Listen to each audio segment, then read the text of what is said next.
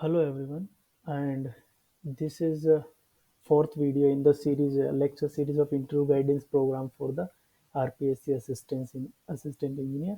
And in this video, we will discuss about the three topics. First is the strength and weakness related questions. Second is about if you are not get selected, if interviewer asks you if we are not selecting you, then what is your plan B? What you will do? How to handle these type of questions we will discuss.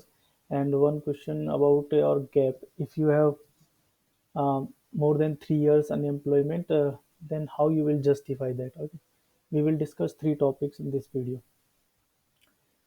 This is my introduction, and there is no need to waste time on this now, because whoever is watching, who have watched the last two videos knows me. Okay, so this is the quote for the day. Arise, awake and stop not until the goal is reached. Because अगर गोल पे ही नहीं पहुंचे तो उसका कोई purpose नहीं है, ठीक है। तो मेहनत करो, हो जाता है, लास्ट तक मिल ही जाता है सबको। देखो, हार्ड वर्क कहीं पे भी मतलब खराब नहीं जाएगा, कि अगर किसी ने हार्ड वर्क किया है तो it will B get paid. But अगर सही हार्ड वर्क नहीं किया, hard work and smart work, because अभी थोड़ा हार्ड वर्क से काम नहीं चलता, स्मार्ट वर्क भी होना चाहिए उसके साथ, कि प्लानिंग और एग्जीक्यूशन कैसे करना है वो। Okay, next. So let's talk about the strength and weakness. तो स्ट्रेंथ और वीकनेस जो है वो सबको अपनी अपनी पता होनी चाहिए, ठीक है। वैसे हमको ऐसे जनरली तो कुछ काम नहीं रहता, तो पता करने की जरूरत नहीं होती, लेकिन इंटरव्यू में स्ट्रेंथ एंड वीकनेस से रिलेटेड क्वेश्चंस आते हैं, तो we have to know. So when you don't know about your strength and weakness, your answer can be like this. uh, so I think सबने ये एडवर्टाइजमेंट देखा होगा। And let's see this again. So जरा अपनी strengths और weaknesses बताइए। My strengths are my biceps, my triceps, my shoulders. Abs थोड़े weak है. Oh. सो आई नो, कोई भी ऐसा जाके तो नहीं बोलता, इतना तो सबको पता है, but this was the funny one. Okay, कि but everyone should know his strength and weakness. So हम लोग कैसे बताएंगे स्ट्रेंथ और वीकनेस, कैसे सेलेक्ट करें कि मेरी, क्योंकि हो सकता है काफ़ी लोगों की बहुत सारी स्ट्रेंथ और बहुत सारी वीकनेस हो, बट वो हम लोग कैसे डिसाइड करें कि किस चीज़ को बताना है इंटरव्यू में। तो पहला तो ऐसी चीज़, ऐसी स्ट्रेंथ को बताना अपना जिसका एक एग्जांपल दे सको, कि जैसे अगर कोई बोलता है कि sir I have good organising cap skill, तो हम मैं ऑर्गेनाइज अच्छे से कर सकता हूँ, तो you have to give example कि sir as I have been the drama secretary और some type of you know, कोई भी एक पोस्ट कॉलेज में कुछ किया हो तो उसका एग्जांपल देके कि सर आई वाज दिस, तो I think that I have the good organising skills और गुड कम्युनिकेशन स्किल और गुड लीडरशिप स्किल। ओके, और जब भी बताओ तो थोड़ा माइंड में ये रखो कि ये मेरे जॉब प्रोफाइल से कैसे रिलेटेड है, कि बाकी जो जॉब्स हैं, हाँ जॉब प्रोफाइल का जैसे मैंने बोला है, तो अभी कमेंट बॉक्स में लिखेंगे कि भाई एक सर ये वीडियो बना दो जॉब प्रोफाइल के ऊपर, डिफरेंट मैं बना रहा हूँ, उस पर काम कर रहा हूँ, लेकिन वो टाइम लगेगा उसमें थोड़ा ना। उस पर बहुत सारी डेटा कलेक्ट करके ही एक अच्छी वीडियो बनाओ तो ठीक है, नहीं तो बाकी मैं अगर अभी अपने नॉलेज के बेस पे बनाऊंगा उतना सही नहीं बनेगा। मैं पहले लोगों से बात करके, जो उस जॉब में काम कर रहे हैं उन लोगों से बात करके फिर उसके ऊपर वीडियो बनाऊंगा, ठीक है। तो उसमें थोड़ा टाइम लगेगा। बट जो भी तुम्हें आइडिया है अभी कि पीडब्ल्यूडी क्या करता है, पीएचईडी क्या करता है, थोड़ा थोड़ा आइडिया है, तो बस ओवरऑल असिस्टेंट इंजीनियर क्या करता है, पब्लिक के साथ डीलिंग करता है, तो my communication skill is good and which will be help in the in any field of this assistant engineer job. तो वही है कि एग्जाम्पल देना है और try to relate with your job profile. Be honest and keep the point in positive way, ठीक है। तो हमेशा ऑनेस्टी दिखानी है यहाँ पे, ठीक है। उतना मतलब कई लोग बोलते हैं कि कई लोग हो सकते हैं बोल रहे होंगे कि छुपाओ और अपना आंसर बनाओ और उसको जाके बोल दो, नहीं बोल पाओगे इंटरव्यू में। अगर इंटरव्यू में एक चीज़ ध्यान रखना, इंटरव्यू में अपना जो रियल हमारा नेचर है वो ही बाहर आता है, उन लोगों के सामने बैठे रहते हैं। तो इवन मेरे साथ एक बार मॉक इंटरव्यू में ये हुआ कि मेरे को पूछा लास्ट में, जब इंटरव्यू बिल्कुल ख़त्म हो गया, तो पूछे जो सामने चेयरमैन सर थे, उन्होंने पूछा कि समय सिंह मीणा आज थोड़ा एनर्जी लो लग रहा था, तो मैं कुछ भी बोल सकता था, कुछ भी कि सर, हाँ, कुछ भी कि एक एक्सक्यूज मार सकता था, लेकिन मैं एक्सक्यूज नहीं मार पाया। वहाँ पे जो जब प्रेशर रहता है माइंड पे, तो माइंड सच ही बोलता है वो। तो मैं बोला कि हाँ सर, आज थोड़ा मतलब संडे था, छुट्टी थी, तो भाभी जी ने ब्रेकफास्ट नहीं बनाया, और हाँ, मैं मतलब मैं भी नहीं बना पाया, और मैंने फिर सोचा कि बाहर आके कुछ पराठे वराठे खा लूंगा, तो जल्दी में वो भी नहीं खा पाया, तो ब्रेकफास्ट नहीं किया। अब वो जो भाभी जी वाली कहानी थी, ब्रेकफास्ट नहीं बनाया, ये सब बोलने की जरूरत नहीं थी, पर वो निकल जाता है प्रेशर में ना। तो इसलिए अपना रियल वन रखो, ठीक है, जो भी तुम रियल आंसर अपना बना सको, जो तुम्हारे है स्ट्रेंथ और वीकनेस हो। Weakness should not be permanent. Okay, अब वीकनेस जो भी बता रहे हो उनका ध्यान रखना कि they should not be permanent. नहीं तो, और ऐसी नहीं होनी चाहिए कि जो तुम्हारी जॉब प्रोफाइल में कुछ परेशानी खड़ी करे, ठीक है, कि सर मैं पंक्चुअल नहीं हूँ, ये वीकनेस नहीं हो सकती भाई। पंक्चुअल तो होना पड़ेगा, जॉब प्रोफाइल में काम करना है तो पंक्चुअल रहना पड़ेगा। कोई भी ऐसी वीकनेस नहीं हो जो परमानेंट हो, ठीक है। सो अभी हम लोग देखेंगे कुछ एग्जांपल्स स्ट्रेंथ और वीकनेस के, and based on that you can decide your strength and weakness. तो स्ट्रेंथ के कुछ कुछ क्या हो सकते हैं, जैसे पंक्चुअलिटी है, एक स्ट्रेंथ है, ठीक है। कंसिस्टेंसी, कंसिस्टेंसी कैसे शो कर सकते हो, कंसिस्टेंसी का एग्जांपल कैसे, कि अपना अगर परसेंटेज जो है 12th 10th 12th और सब में अगर 75% के आसपास किसके किसी का एक कंसिस्टेंसी शो कर रहा है, तो बोल सकते हैं कि sir, as you can see my marks, I am a consistent person, I am getting the good marks and average marks, okay। Hard working बोल सकते हैं, लीडरशिप स्किल शो करने के तो बहुत सारे हैं, कहीं भी कुछ ऑर्गेनाइज किया है, और कोई ड्रामा सीख ही रहा है या कुछ भी रहा है कॉलेज में, तो वो अपना उसका एग्जांपल दे सकता है। पब्लिक स्पीकिंग का, कम्युनिकेशन स्किल का, क्रिएटिविटी, कि सर मैंने ऐसा कुछ कुछ लिखा है या कुछ क्रिएटिव काम किया है, या पेंटिंग करते हैं तो क्रिएटिविटी। लेकिन वीकनेस में क्या हो सकता है, इंग्लिश स्पीकिंग बोल सकते हैं कि ये सर वीकनेस है, तो वो माइंड नहीं करेंगे, क्योंकि इंग्लिश स्पीकिंग कोई इतना बड़ा वीकनेस भी नहीं है आदमी। बट इसके साथ सॉल्यूशन भी देना है कि sir, English speaking, I think English speaking is my weakness, but I am working on it, and I think I will.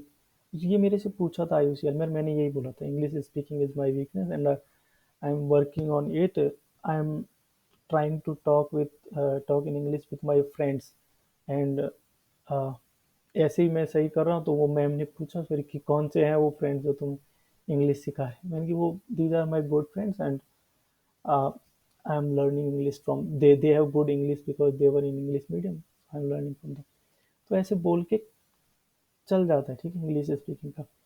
Gate stress when miss the target, जब टारगेट मिस हो जाता है, तो ऑफ कोर्स सबको होता है, तो ये एक वीकनेस भी है, बट उतनी बड़ी वीकनेस नहीं मानते इसको। तो वीकनेस ऐसी बतानी है कि वीकनेस भी लगे कि स्ट्रेंथ है, तो इसलिए उसमें मतलब ज़्यादा वो नहीं है कि ऐसी इनमें से कोई वीकनेस रखना है, ठीक है।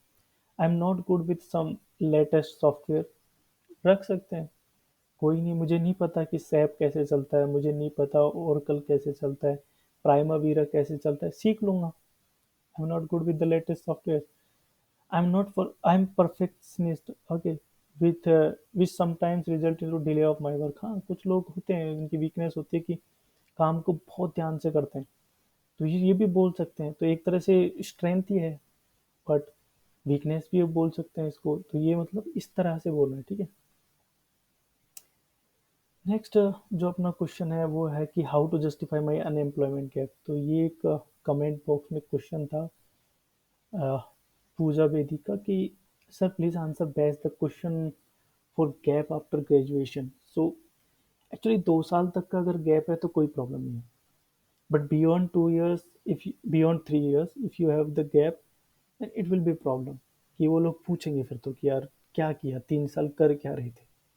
तब उसका कोई बहाना मत बनाओ, बस be honest, okay, be honest, और उसके हिसाब से अपना बनाओ कि स्टेप बाय स्टेप, कि पहले तो सच में सोचो कि सच में तुम 3 साल कर क्या रहे थे।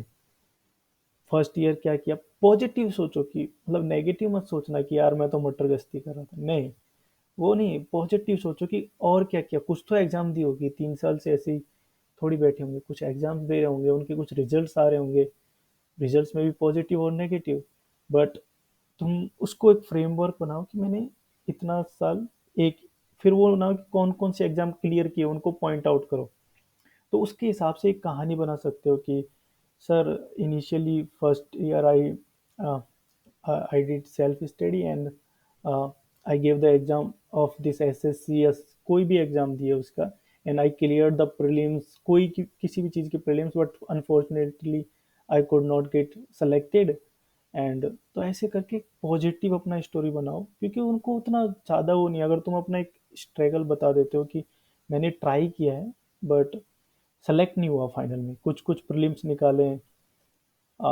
बट फाइनल सिलेक्शन नहीं हुआ, तो वो तुम्हारा ये मान लेंगे, लेकिन इसमें तुम अगर कोई एक्सक्यूज ढूंढने की कोशिश करोगे तो वो फिर वहाँ पे जाके कॉन्फिडेंस नहीं रहेगा, ठीक है। तो अपने रीजंस बनाओ, पॉजिटिव रीजंस और पॉजिटिव रिजल्ट्स, फिर उनके हिसाब से एक पूरी एक नरेशन बनाओ, एक स्टोरी बनाओ, दो तीन तीन लाइन की, और उसके हिसाब से तो जिनका 3 साल से ज़्यादा का गैप है वो अपना ऐसे, जिस जैसे मैंने बताया भी कि अपनी अपनी क्या अचीवमेंट्स हैं, 3 साल में क्या क्या किया, वो बना के एक बार मेरे को भेज सकता है टेलीग्राम पे, and I can help there कि उसको और रिफाइन कर सकते हैं, ठीक है। बनाना खुद की सब, क्योंकि ये ऐसे क्वेश्चन है कि खुद की सिचुएशन पे डिपेंड करता है, हर किसी की सिचुएशन डिफरेंट होगी। अब ये मैंने बेसिक आंसर दिया, तो बी ऑनेस्ट, ठीक है, स्टेप बाय स्टेप अपने रिजल्ट्स लिखो, एक्सप्लेन करो और बी कॉन्फिडेंट। अब इसके बेस पे आप अपना सिचुएशन देखो और उसका आंसर बनाओ, और जिसका 3 साल 2 साल तक वाले इजीली बोल सकते हैं कि सर प्रिपरेशन चल रहा था, बस हो गया, कोई पूछेगा भी नहीं, ज़्यादातर पूछते भी नहीं 2 साल वालों से, तो 3 साल से ऊपर जिसका है वो एक बार अपना एक्सप्लेनेशन बना के मेरे को भेज सकते हैं, मैं आंसर कर देता हूँ, ठीक है। Now there is this quote, honesty is the cornerstone of all success, without which confidence and ability to perform shall cease to exist.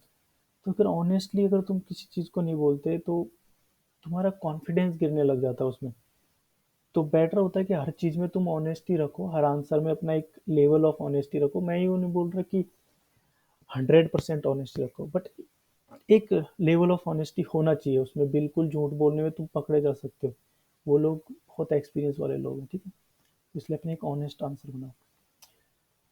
अभी अगर ये क्वेश्चन पूछे कि sir if you not get selected what you will do, क्या करेंगे, क्या हम लोग क्या करेंगे कि अगर नहीं हुआ तो, फिर तैयारी करेंगे किसकी, इसी फील्ड की, या तो एसएससी की कर लेंगे, या किसी की दोबारा ईएन की आएगी तो उसकी करेंगे, या जूनियर इंजीनियर की कोई एग्जाम आएगी उसकी तैयारी करेंगे। तो ठीक है, वो जब कर ही रहे हैं तो उसको अच्छे शब्दों में, मतलब जो बोलते ना कि अंदाजे बयां ही बदल देता है कुछ बातों को, नहीं तो कोई बात नई बात नहीं, वैसा वाला जो शायरी थी ना, उसके हिसाब से कि बस उसको अंदाजे बयां जो है वो थोड़ा सही कर देना है, कि बोलने का जो तरीका है उसको थोड़ा सही कर देना है, sir as I am willing to work in this these fields, if I didn't get selected, I will improve my skills and I will look for the similar opportunity of, क्योंकि वो ये क्वेश्चन पूछ क्यों रहा है कि if you are not get selected, उसको क्या मजा आ रहा है कि भाई तुम सेलेक्टेड नहीं हुए तो मेरे को तो आनंद आ जाएगा, नहीं, वो इसलिए पूछ रहा है, वो चाहता है कि ये जानना कि तुम कितना काम करना, तुम कितना, you are, how much you are willing to work in this sector, so you have to mention कि मैं अपनी स्किल्स को इम्प्रूव करूंगा जो थोड़ा बहुत मेरे को लगेगा, और I will look for the similar opportunity in the future, कि इसी फील्ड में मैं, या फिर sir I will analyse my mistakes and I will improve so that I can get selected next time in the similar field. Positive answer एकदम, ठीक है, तो इस तरह से आंसर दे सकते हैं। अभी ये सब क्वेश्चंस आदमी खुद के हिसाब से अलग होता है, ये मैंने बेसिक स्ट्रक्चर बताया, बेसिक फ्रेमवर्क बताया, लेकिन खुद की सिचुएशन के हिसाब से आदमी अपना आंसर दे सकता है। तो मुझे टेलीग्राम पे लिख सकते हो ये आंसर सारे, ठीक है। जिसको भी अगर पूछना है कि भाई ये आंसर मेरा सही है क्या, तो you can write me on Telegram, and next, so you can like, comment, share and subscribe with this channel. मेरे को इस चैनल से कोई मनी वनी नहीं मिलता, बट कमेंट और सब्सक्रिप्शन आते हैं तो थोड़ा ठीक लगता है, मेहनत करने का मन करता है कि यार और आगे अच्छी वीडियो बनाओ। बस बाकी इसमें कोई कहानी नहीं है, मैं कोई यूट्यूबर तो हूँ नहीं कि लाइक शेयर एंड सब्सक्राइब ना।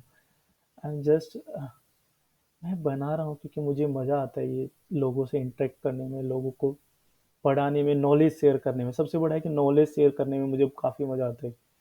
लोग क्वेश्चन पूछते हैं, मैं बताता हूँ, वो लोग रिप्लाई करते हैं, like that. So thanks. Okay, comments में बताना कि नेक्स्ट क्या। अभी मुझे लगता है एचआर के हमने ज़्यादातर क्वेश्चंस कर लिए। एचआर का मैक्सिमम वन मोर वीडियो और बन सकता है, बस उससे ज़्यादा एचआर में और कुछ होगा नहीं, है ना।